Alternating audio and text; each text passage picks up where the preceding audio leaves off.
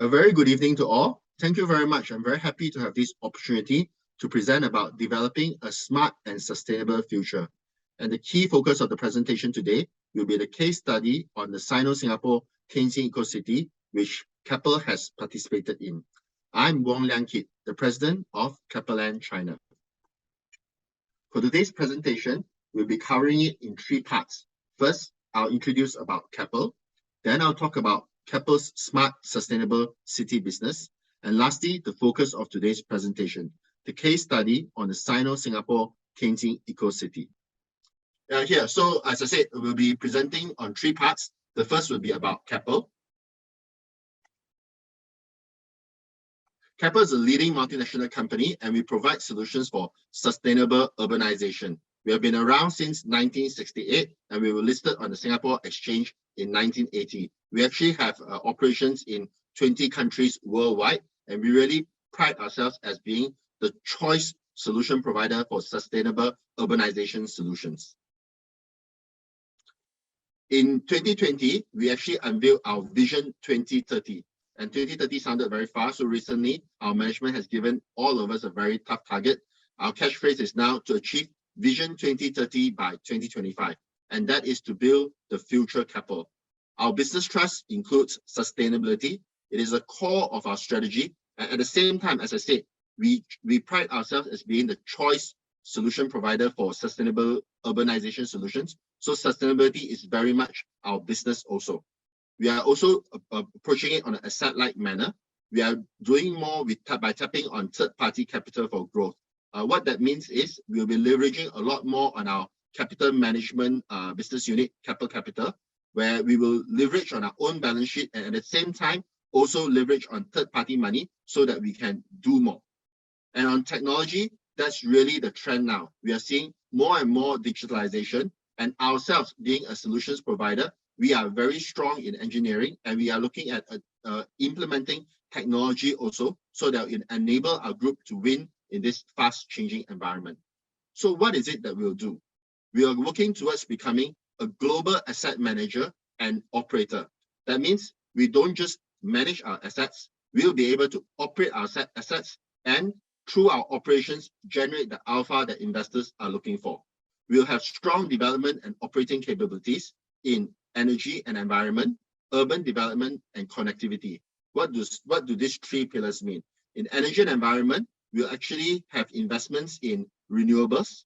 In 2020, when we unveiled our Vision 2030, we set a target that we will achieve 7 gigawatts of renewable energy investments that time by Vision 2030, but we are well on our way. Now, 3 years on, we have already made investments where there are active renewable energy generation of 1.1 gigawatt, and our investments already are on track to generate 2.4 gigawatts when the developments are completed. At the same time, we are also leveraging on our core through our acquisitions in European companies like Keppel Sigers. So we have strength in wastewater treatment and also waste to energy. One of our latest developments is in Singapore, where we have a desalination plant that can not only do new water, we can also do salt water to clean water. And at the same time, it is designed in such a way that majority of the facilities is underground. And so the top part of the facilities can actually be used as a park. Now, our second pillar is on urban development. This is really centered on the real estate development and also a core part of today's sharing on the case study on the Tianjin Eco-city. But at the same time, it's really not just about, say, building a residential development or say building an office development or say building a retail mall. It is really about the whole urbanization solution planning. And that's also where we have our unique Keppel Urban Solutions, where it doesn't only just help to bring in all the solutions across the business units in Keppel, but also leverages on our ecosystem of solution partners. The last pillar is on connectivity. Here in Singapore, we are the 86% shareholder of M1, a telecommunications company that has himself also transformed over the past few years, and we are now providing enterprise solutions also. At the same time, we are also a data center REIT and also a developer and operator. In fact, we are the first company that did a data center REIT in Asia. Same time, we have also expanded more on connectivity, where we have also invested together with investors on transatlantic fiber optic cables. So sustainability is at the core of our strategy. We make sustainability our business. We are seizing opportunities in green developments, renewables, new energy, and decarbonization, as I've shared earlier. And more importantly, we are refocusing our portfolio. As we said earlier, we are going to leverage on third-party money, including our own balance sheet, and our portfolio will be refocused towards sustainable solutions. And when we do that, we will also evaluate climate-related risks and opportunities. And we set for ourselves high-impact sustainability goals, and we have strong governance and incentives to ensure that what we do complies with the sustainability goals that we have set up. This is a very good chart that shows our one integrated business ecosystem. You can see that in any development or any projects, we start very much from the beginning at the master planning. Here we can see our business units, Keppel Urban Solutions and Keppel Infrastructure, who can come in to help with the planning. Next, we have the actual urban solutions. Nowadays, urbanization is no longer such a simple thing. It's not just about drawing a few lines, deciding where is the roads, whether it's just residential, office, and retail. There's actually a lot of things to think about, how to integrate the whole development, and especially to plan about the sustainability upfront, and also the smart, so that the future operations can be even more efficient. And here, all our business units from M1 to Keppel Infrastructure, Keppel Renewable Energy, Keppel Technology and Innovation, and Keppel Urban Solutions all have their own solution sets that can be contributed. And again, as I mentioned earlier, through Keppel Urban Solutions, we can also leverage on an ecosystem of solution partners that we are building up. Next, now that we have a planning and the urban solution set, we need to actually implement it. And that's where CapitaLand and Keppel Urban Solutions project management capability and track record comes in. Now that the building is built, we'll need to operate it. And that first starts by marketing and leasing. And that's something also where CapitaLand and Keppel Urban Solutions has a track record. At the same time, we'll need to continue to operate it to ensure there's value enhancement. And most importantly, in any smart development, it is the continuous improvement. So that's in the precinct and property management, and also the asset management.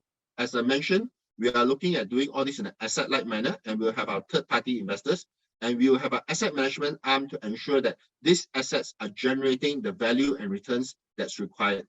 Lastly, we also have our business units that directly provide solutions to the end user consumers, such as M1, City Gas, and Keppel Electric. At the moment, those solutions are more still centered in Singapore, but we'll be looking at future opportunities to grow them. So all in all, you can see that with our complete integrated solution set, we are an integrated master developer. We harness the group's diverse strengths and strong track record for large-scale integrated developments. In addition to the case study that I'm sharing later, another example is the Saigon Sports City in Ho Chi Minh City.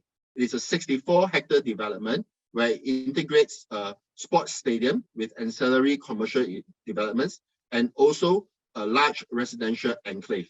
And we are looking at developing it in an integrated way so that we can leverage on the power of technology to blend high-quality urban living with vibrant and healthy lifestyle.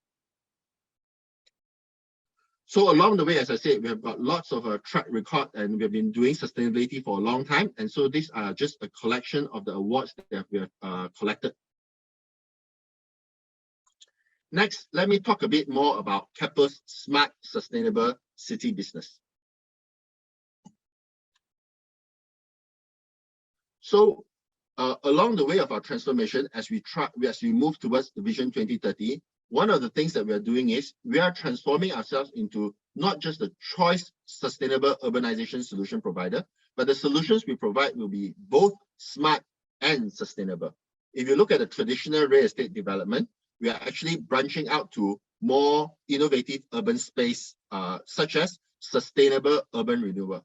What does that mean? Like the name suggests, it is actually urban renewal. We are looking not so much at building from a green field, but really acquiring old assets, repositioning them, and then bringing them to new use and higher value.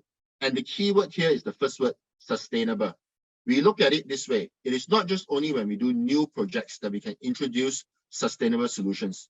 Even in old buildings, when we renovate and renew and carry out asset enhancement, we can also introduce sustainable solutions. And in fact, we think that's more meaningful. Of course, new builds are going to be a big part of the real estate development going forward.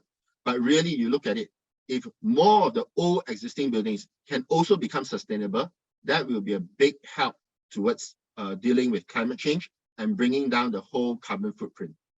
And on that note, we also have a case study, a separate one. Maybe there will be another time that we can share. Our own 20-year-old HQ in Singapore, Keppel Bay Tower, even though it's 20 years old, in 2017, 2018, we carried out an urban renewal for it. And it was the first building in Singapore to achieve ultra low energy usage. And we have also got it to be zero carbon through having transfers through solar energy that's generated in our other facilities, and such as our waste treatment plant and our water treatment plants in Singapore. We are also going into senior living, smart city, and urban living. So this is a complete chart that shows our smart, sustainable business. Our vision is to become an integrated business that provides solutions for sustainable urbanization. And the goals are manifold. We are going smart living, environmental sustainability, smart connectivity, efficient operations, smart security, and industrial innovation. And actually, the list goes on and on and on.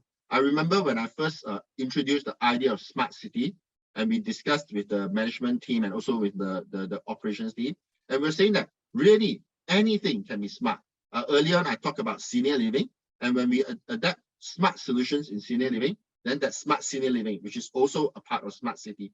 And that's really one of the areas which makes me very, very excited whenever we talk about our smart sustainable business.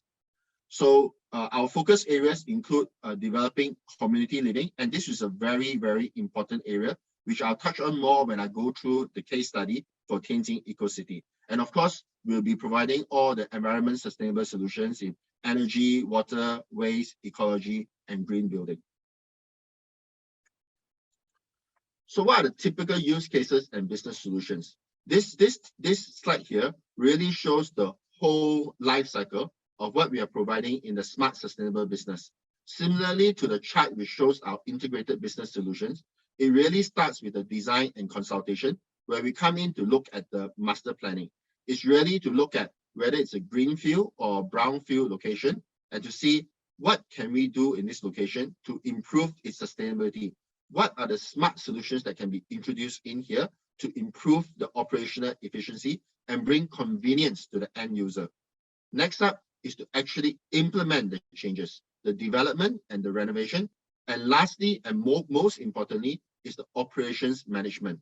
Really, in my time doing smart city in the past few years, a lot of times it comes up to a smart city is really just a place that has AIoT and then, a lot of technology, and more importantly, like a command center with a dashboard. But that's really, really not it. That's really just the tip of the iceberg. The key is really in leveraging on the data that's collected by the AIoT and how to do the analysis and how to use the digital twin and how to use the information from the dashboard to inform the people who are managing the city to bring up the livelihood of the city. In Chinese, what we are saying is that 我们要盘活这个城市. Pan is to basically bring in the data, organize the data, structure the data, and 活 is where we are talking about 带来这个城市的活力, bringing up the vibrancy of the city. And to me, that's really the essence of a smart city. So this is going a bit more detail into the building solutions. We are looking at the planning and positioning and the design innovation and the optimal cost. All this really comes at the initial stage of the design and consultation. And the green construction, the smart engineering, that's really in the development and renovation. And then in the property management, that's really in the operating part. And of course, the green supply chain is something that we are also looking into so that it can go through the whole life cycle from the design and planning, where we think about what are the materials and the solutions to use, to the green construction where we actually implement it. And even in the future operations, when we are doing the maintenance, how do we ensure that we are using materials that are still beneficial to the environment? Community solutions. As I said earlier, this is a very, very central part of smart city. Because to me, the heart of a city is still the people that lives in it. And that's the same even when it's a smart city. And it needs to be that our smart city solutions actually helps to bring communities closer, help communities to grow. And one of the platforms that we have launched in Tianjin Eco-city is this co-creating a volunteer platform, 共同缔造志愿服务平台. In this platform, we allow wide-ranging opportunities in volunteering, sharing economy, data bank, parenting, education, entrepreneurship, and employment, and many more. Again, I'll go into a bit more details when we go through the case study about Tianjin Eco-city. And city solutions too. Together in Tianjin Eco-city, together with the government, together with the Singapore government that also participated heavily, we jointly formulated a comprehensive KPI framework for Tianjin Eco-city. And this is very important because we talk about sustainable development. It's not just about saying that we are using green technology or that, we are doing this so that the energy consumption is lower. It is really a comprehensive framework to ensure that the whole development and operations of the building in the future will continue to drive down the actual carbon footprint. And that's something that we are also doing to get for our large-scale development in the northern part of our Tianjin Eco-city, where we have 2 million GFA of residential to be developed. Together, working with the Tsinghua Research Institute, we have designed and implemented a carbon-neutral action pathway so that we can reduce the peak carbon emission throughout the development cycle for the 2 million square meter GFA, and at the same time, try to bring it to carbon neutral in a faster speed. This is an example of portfolio of the sustainable projects that we have done. There's also the China-Singapore Suzhou Industrial Park, and of course, today's case study, the Sino-Singapore Tianjin Eco-city, the Saigon Sports City, Empire City in Vietnam, and also the Keppel Land precinct, where, as I shared earlier, our HQ is located. So now, without further ado, let me get into the case study for Sino-Singapore Tianjin Eco-city. This is a collaboration that started in 2008 between the Singapore government and the Chinese government. The Chinese government takes up a 50% stake, and the Singapore government takes up a 50% stake, and we have a 90% stake in the Singapore government's 50% stake. And we are basically the lead party representing the Singapore side for this joint venture. Together, the joint venture, Sino-Singapore Tianjin Eco-city developer, is the master developer of the 30 square kilometer Sino-Singapore Tianjin Eco-city. And in here, we can involve all the Keppel urban solutions that I shared about earlier, both in energy, in all three: energy, environment, urban development, and connectivity, to bring all these solutions to Tianjin Eco-city. Over the years, there are now over 20,000 registered companies and about 120,000 people living or working in the city. I feel very touched whenever I have people visiting Tianjin Eco-city, and they tell me that it is really like an oasis in Tianjin, and the greenery and the whole environment really reminds them of Singapore. So this is the second time that Keppel has been invited to lead a Singapore consortium in a flagship cooperation project between governments of Singapore and China. The first one, as I mentioned earlier, is the China-Singapore Suzhou Industrial Park. And this is really because Keppel, as I said earlier, is not just a developer. We are a choice provider of sustainable urbanization solutions. We have diverse capabilities, both in infrastructure, in addition to real estate development, and also in connectivity and asset management. And we have brought all this together into Eco-city so that we can build this highly livable, smart, and sustainable community.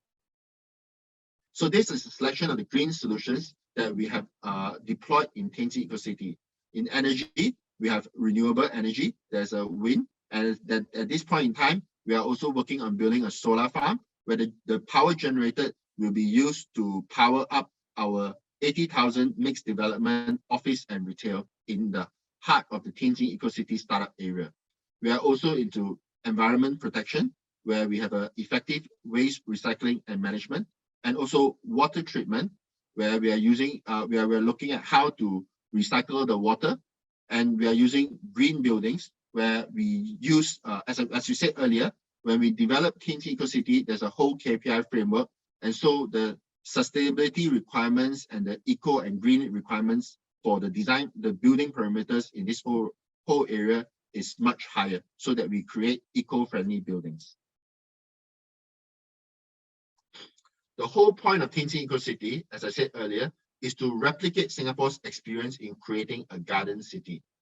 We are planning and building a blue-green spatial pattern throughout the whole city. We have introduced green transportation planning, and throughout the whole time, we are also carrying out ecological management and restoration.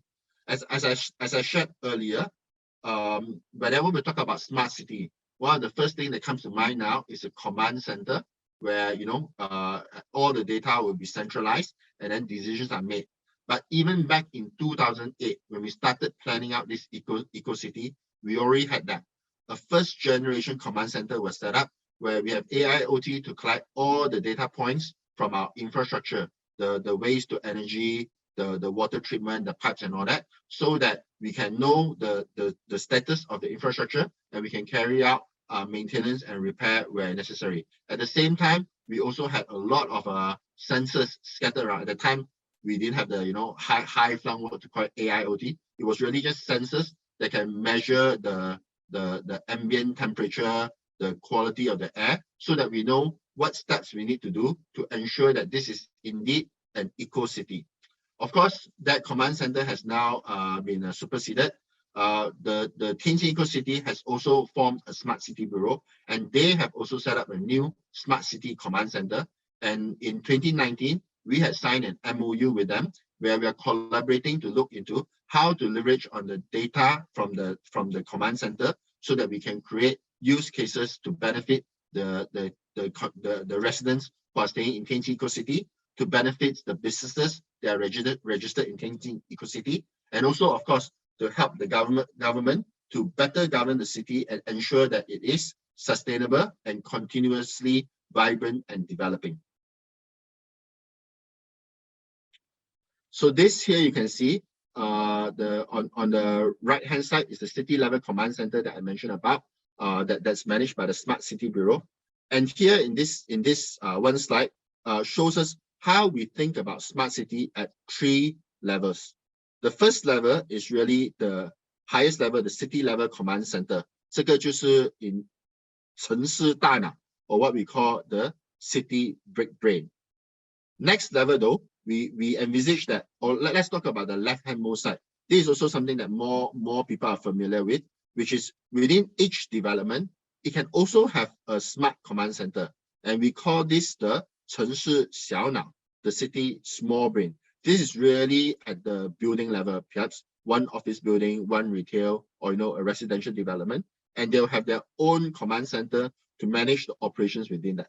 However, how do you better integrate between the individual developments and then the whole wider city? We see that there's a necessity at each precinct to have a 中脑, a middle brain, because really the city level is to manage all the big things, the whole traffic for the whole location, and also the security, and also the emergency response, etc. But how do you reach down to each of the people, individuals who are staying in the city?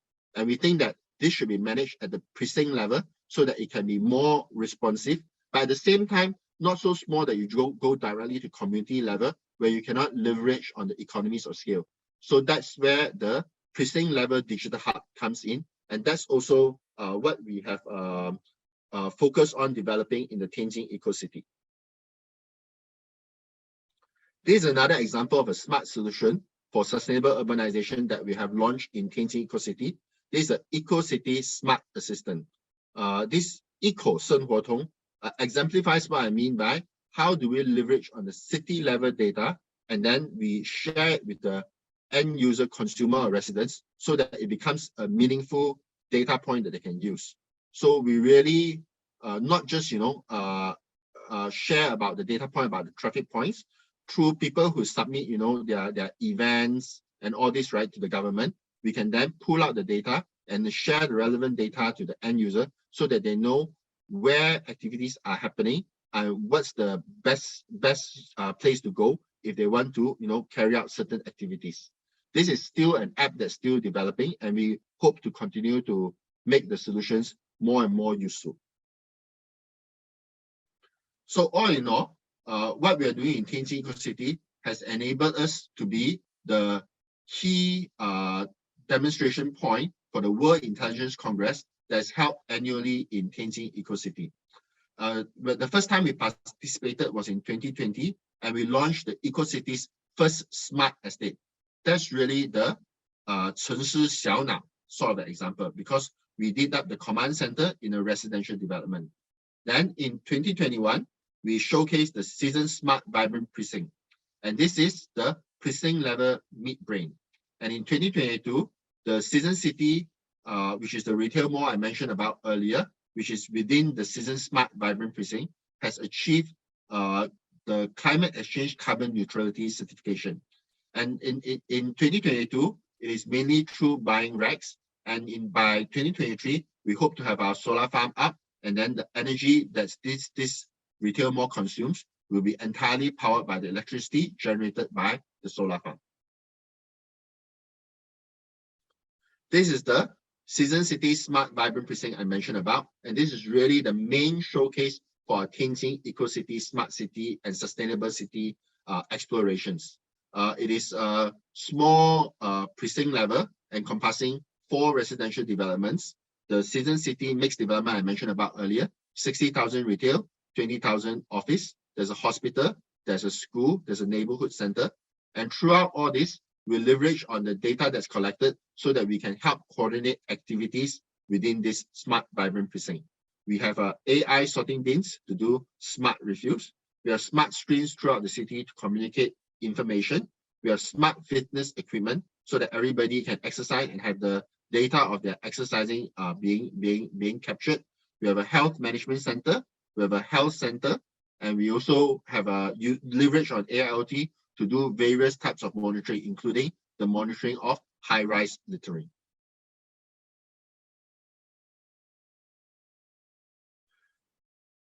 This is another showcase, which is the 共同缔造平台 I mentioned about. Again, as I said earlier, a city is really about the people that live in it, and that applies even to a smart city. And here, we think that it's very important that the smart city solutions helps to bring communities together, which is why at the very early stages when we started on this smart city, we also embarked to build this 共同缔造平台. It is a 平台 where it is a platform where all residents in Tianjin Eco-city can sign up. It started as a volunteer platform where we share information about volunteer activities so that the people in the community know that there's an avenue for them to contribute back to help the community. But over the years, we have really expanded on it. Now there's a platform where you can exchange your secondhand goods, because we know that reusing is also good for the sustainability and for the climate. And we also have a platform where you can share about your needs and people can come up. We also had a space where we do an entrepreneur encouragement. So residents in the community can sign up to use the space for a small period of time where they can embark on entrepreneurship activity. For example, they could be starting to want to bake cakes that they can sell to the neighborhood. They can take up the space, and then they can then set up like a small little store for selling their cakes and show that up. I've seen people do calligraphy. I've even seen people do live streaming in that space. So it's really, really very exciting, and it makes use of space that previously was unused. The whole point of this is we want to develop we also want to leverage on the smart city data to help encourage the residents to have a sustainable lifestyle. So in the smart estate, the 城市小脑 that we started, through the data that we collected from the city and the 小区小脑, we converted that into the carbon emission for each household. So that each household knows what's their carbon emission, and at the same time, we carry out activities so that we can educate the residents what are the activities they can do that can help reduce the carbon living. And to do that, we also introduce carbon point rewards and tie that up with the carbon point rewards that the government had also set up for the waste sorting. So then these carbon points rewards not only can be used within the residential community, but also in various points throughout Tianjin Eco-city, including in our Season Cities retail mall.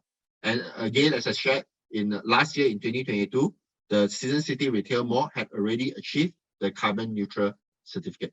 So you can see from my sharing here, smart city actually encompasses many aspects, and it's not just about introducing in the technology, but the introducing in the technology is very important. Coming back to Keppel, it is because we have a diverse background and knowledge base and skill set. So we can be the choice provider of sustainable urbanization solutions, because this diversity allows us to really look at things from many angles and best curate the solution set that can be most efficient in delivering the sustainable and smart goals. Lastly, I want to talk about the North Island site, which is the 2 million square meter residential GFA that I've mentioned about, that we're developing in the northern part of Tianjin Eco-city. We really see this to be the next step of the Eco-city's journey towards a smart and sustainable development. Again, as I shared earlier, Tianjin Eco-city started in 2008. And even then, it was already breaking a lot of barriers. See, even before people talk about command centers, we were already doing it. Even before the term AIoT was coined, we were already using sensors to monitor the environment. And in this North Island development, we position it to be the future smart carbon neutral island. And we are looking here to not just leverage our own solutions to create this, we will be also looking at working with partners and bringing in more solutions, so that as we shared earlier through the Tsinghua research, we can achieve the carbon peak, a lower carbon peak, and to also achieve carbon neutrality faster. That brings me to the end of my presentation. Thank you very much. So thank you for your very insightful presentation about what Keppel does and also about the Tianjin Eco-city as a case study. So we do have some questions for you submitted. Actually, they were submitted way before the session even started via email, so that you can tell how excited our audiences are. So the first question being, what kind of sustainable construction method was used to reduce the embodied carbon in the construction of Tianjin Eco-city?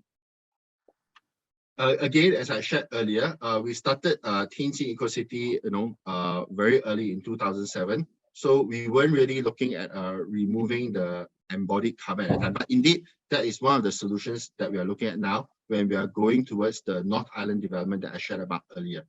Again, as I shared, in this sustainable and smart journey, right, more and more technologies are coming out every year, and we are really looking forward to having more partners that we can work with to deliver this very worthwhile goal. Okay, so on the topic of technology, so what technology trends have you seen in China's smart cities that are new and upcoming? Okay, so maybe I break it up to both smart and sustainable. And let's talk about the sustainable part. I think a very big push, which is also a reflection of how much solar energy has really developed in China, right? In Chinese, we call it the 分布式太阳能, and this is something that basically the distributed solar panels, that is really something that's becoming more and more commonplace. And through our discussions with the government, we are really talking about no longer just using it to heat up water, perhaps even using it to directly provide electricity. Already, as I shared, we are doing a solar farm that can provide the solar generated electricity directly to power our retail mall. And we are seeing now that there's the use of more and more such solar energy cells in individual buildings. At the same time, there's also a lot more use of the energy management platforms. This is really at the individual building level, where you can really leverage on the data so that you can better plan for the energy usage, and therefore reduce the energy usage and then of course reduce the energy, the carbon footprint. And now if we talk about the smart side, increasingly there's this recognition that just having that smart city brain is not enough. It's really thinking about use cases. So in our engagement with the Tianjin Eco-city government and also with the governments across China, right, they're increasingly talking about what type of use case can you do if we have this data set or we have this platform that really brings convenience to the people who live in the city. And then that's really something that We already started in our journey in 2020, and we are very happy to see that the trend is developing in this way. Hey, hello, Liang Kit. I actually have a question. Yeah. So, as a Singapore company, you have been in China for many years, and with that Keppel Group vision, what's your actual vision for Keppel China? Yeah. Firstly, I'm very happy to share that CapitaLand itself has been in China for 30 years. In fact, Keppel Group has been longer, having come into China in the late 1980s. So we are in China for the long haul. That's for sure.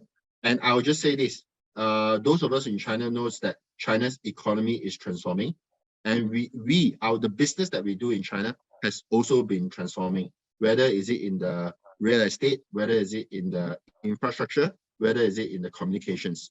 I mean, when we started, as I shared earlier, we started the data center REIT, right? And even now, we are already have our data center REIT is also acquiring data center assets, and we are also having a private equity joint ventures, right, where we are building data centers and then operating it. So that's an example of the new business that we have already brought into China. And increasingly, because the China market is so big, we really do see that any new business that we are pivoting to in the whole Keppel Group, there's opportunities to bring all those businesses into China. So I would just say that the direction that the company is going, that's the vision that we also have for the Keppel in China. Thank you. So with that, can we find out from a Singaporean perspective, for a Singaporean working in China for so many years, right? What's the difference between the two countries in terms of creating a smart city? Well, the first thing that comes to mind is definitely the size. I frequently tell people that Singapore is frequently voted as the top-notch smart city, but that's because they're already directly doing a smart nation, because a lot of the things can be implemented. So really the size is one of the big difference, and the size can be both a pro and a con. As shared earlier, for Singapore, because it is fairly small, right? A lot of things can be implemented very quickly, but also at the same time, it means that it doesn't have that many places to do trial and error, and so it has to select solutions and then launch it and then let it run. Now, China, it'll be probably not so easy to have really one integrated smart city. But what it means is China becomes a very, very good sandbox location, right? Where many different solutions can be tried out at any one time. As I shared earlier, already based on what we have done in Tianjin Eco-city, many governments are already approaching us, and we are talking to them to see how we can bring these solutions outside. But each time when we talk about it, right, it's really no longer about just replicating what we did in Tianjin Eco-city, but really building on it, and also depending on the location that we're going to, what's the something new that's relevant to that location that we will do that. So I would say the big difference is the size, but the size really brings different pros and cons. So talking about solutions, are these solutions that you use in Tianjin Eco-city typically locally innovated, or is it foreign solutions that's brought into the city? Well, in Tianjin Eco-city, quite a lot of solutions are the foreign solutions brought into the city, because those were the Keppel solutions that we introduced into Tianjin Eco-city.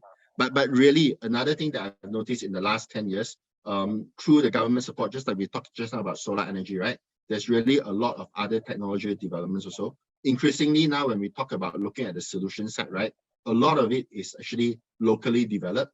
And I'm even interested to bring some of these solutions outside of China into Southeast Asia, or even into wider Asia. So there are two questions in the Q&A box. Maybe Jay would like to ask those two questions from our audience. Yeah, sure. The first question, how do you compare the effectiveness of carbon reduction achieved at the Tianjin Eco-city compared to other similar developments? I cannot comment on this directly because I don't really have that data on hand, right? But what I can say is that, as I said, Tianjin Eco-city was really designed with sustainability and environment and eco-friendly right at the get-go. So I'll rather say that right at the get-go, the carbon footprint for Tianjin Eco-city, or the sustainability, right, was already aimed very low. but I also can't say that it's the lowest now amongst many developments, because as I said, it was developed many years ago, and probably the focus at the time in terms of sustainability, right, was not necessarily towards carbon reduction.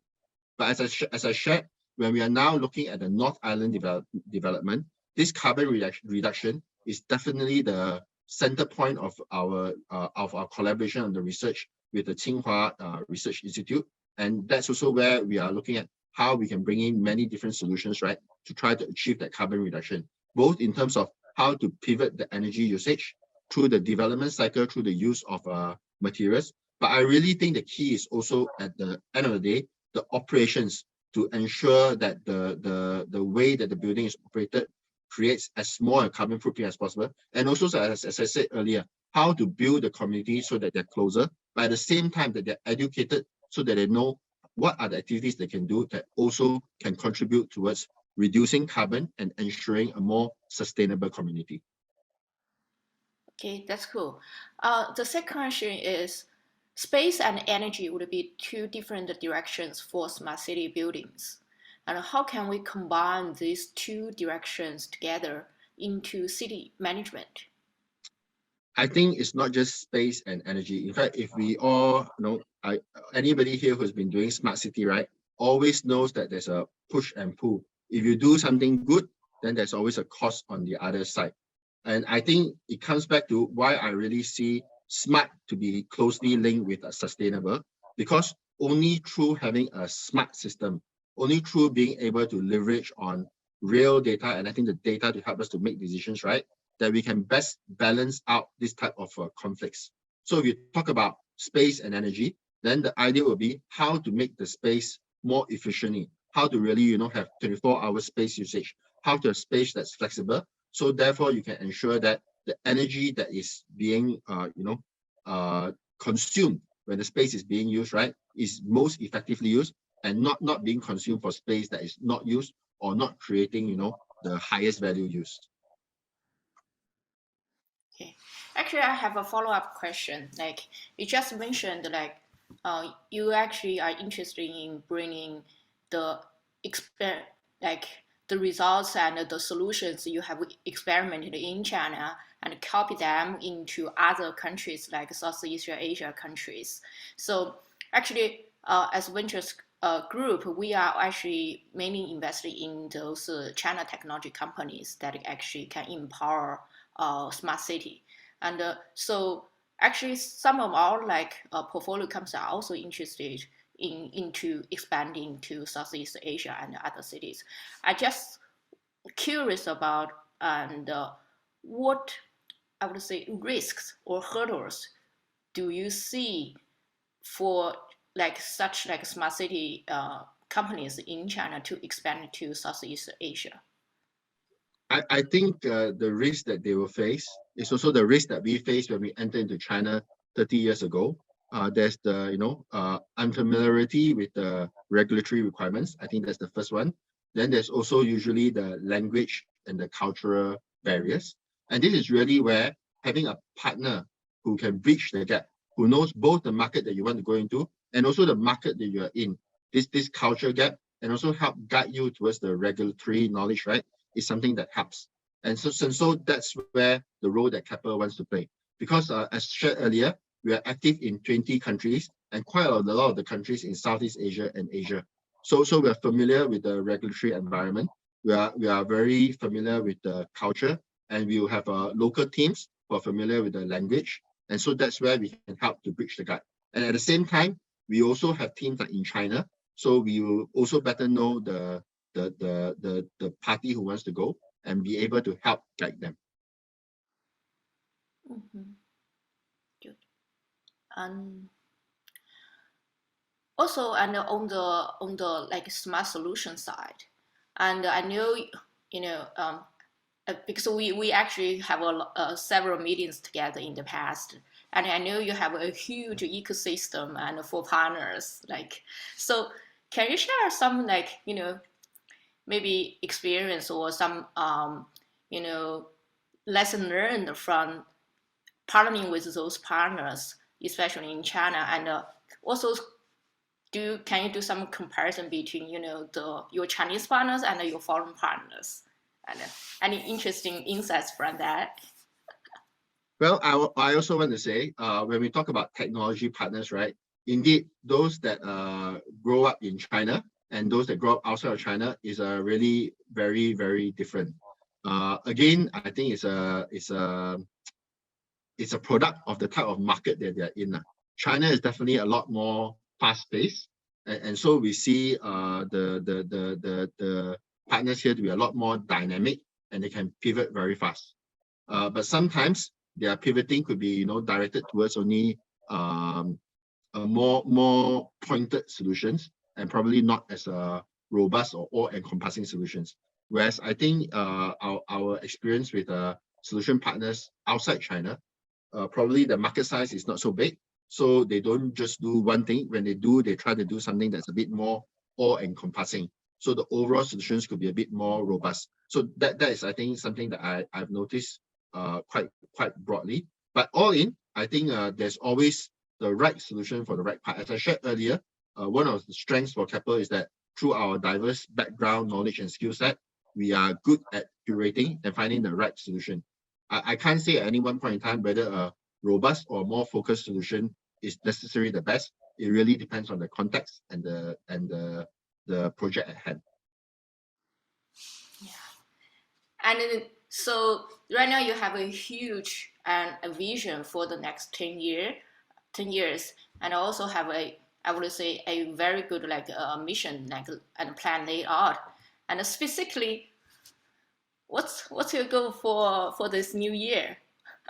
Well, as I shared, my company actually calls it Vision 2030, but they only have a 5-year, in fact now just a three-year horizon, 2023, 2024, and 2025. So time is very short, many things to do. But specifically for the smart sustainable city, right, as I shared, we have done a lot of the use cases in Tianjin Eco-city, and for this year, we are really actively looking how to replicate it outside Tianjin Eco-city also. But of course, at the same time, we are continuing to build on the use cases that are already established in Tianjin Eco-city. Okay. One small thing is, I also saw in your presentation, you actually mentioned about the industrial internet, and something that will be related to the factories and the manufacturing side. And so any case or any experience with that part? Sorry, don't quite follow. Could you maybe repeat the question? Yeah, sure. So in your presentation, you actually mentioned about industrial internet, and that's related to industrial and manufacturing, those industries, and actually that would be related to the factories, etc. And I saw in your the cases you did in China more related to residential and commercial. So anything related to so I wonder if you have any cases related to industrial or manufacturing side. Yeah. Indeed, as I shared, when we entered into China, our business has also been pivoting. True, and just like any other real estate developer in China, right? Probably the first part of our time in China was really focused a lot more on residential. But increasingly, we really see this as not enough. It is necessary to really do mixed developments so that you can really build up a vibrant community that can be sustainable. I mean, you want to have residents, you need people to come, right? Then you need to also have job opportunities. And to have job opportunities, then you need to have industries. So it's really all, a closed loop that you have to form. So that's something that we definitely see that as we embark into this smart city, how to bring in industries is indeed something that's something that we need to pay attention to and see what we can do to help. And again, here is where we like to, work efficiently. Perhaps even as we're introducing sustainable solutions, those could be the industries that we can be bringing into the areas where we're developing smart cities. Then that will be a win-win-win for all. Okay. And also at the Tianjin Eco-city, as you place so many people and resources on the operation side, do you have any, what's the business model for that? And how do you envision the business model to evolve into the future? Here, I think we had the advantage that in Tianjin Eco-city, we really have a lot of assets and a lot of work and activity that has to be carried out. So in a way, we can leverage on the manpower that we have there already. But indeed, I must speak very, very transparently. Smart city is something that I believe is a trend. It's something that needs to go. But I don't think the business model is really established yet. So it's really something that we ourselves are really also exploring. Okay, that's cool. Yeah, the same with us. And so we are also, so as we have several companies working in this huge area, and they are also exploring different ways to actually make money out of the operation side. Yeah. So so Dallas, do you have anything to follow, and any other questions from the audience? Yeah, I think just one more question that someone submitted. So do you want to ask, like, what is a tip or some tips that you can suggest about making public-private partnerships to work in China? Because, the government, like you said, the policies are quite different. And, for a foreign company or even for a local company in China, they might not be able to match the policy sometimes. Firstly, that's a very challenging thing. Just like the bringing industry and thinking about a business model for smart city, I don't think there's really a hard answer to that. So there's no silver bullet. But my own experience when you're doing something so complicated, especially you talk about a public-private partnership, right? I think first of all, you have to really know yourself. What do you want? Because in the public-private partnership, again, it's a bit like what I said earlier about the smart city, right? Why is it that most things are either publicly done, done by public institutions or done by private institutions? It's really because their end objective or their goals are not the same. So when you want to do a public-private partnership, you are probably looking at partnerships between people whose maybe objectives are not necessarily entirely aligned. So I would say, first of all, you have to be very clear yourself. What is it that you're looking for in that partnership? And what is it that you can contribute? And what are you looking for the counterparty to contribute? And are you certain that they can contribute it? And how to assure that they can contribute it? Then you enter into that partnership. Otherwise, frequently used terms are right. Partnership is like a marriage. It's really for long term. You may go in very happy when you sign, but then once all these differences in objectives show up and start to not have the alignment, right? Then you could create a lot of problems. Well said, well said. Okay. With that, I have no more questions. Do you have anything to follow up? Nothing more from me. Well, thank you for Liang Kit. Yeah. Thank you for your time, Liang Kit, and also thank you for the wonderful presentation that you have done. Thank you everyone for joining us. And before we go, let us just wish you, on behalf of Venturous Group and also Keppel Land China, a very happy Chinese New Year ahead. Thank you all. Thank you. Thank you. Bye. Thank you. Bye bye. See you in the new year. 是的，兔年大家突飞猛进。新年快乐。拜拜。Bye.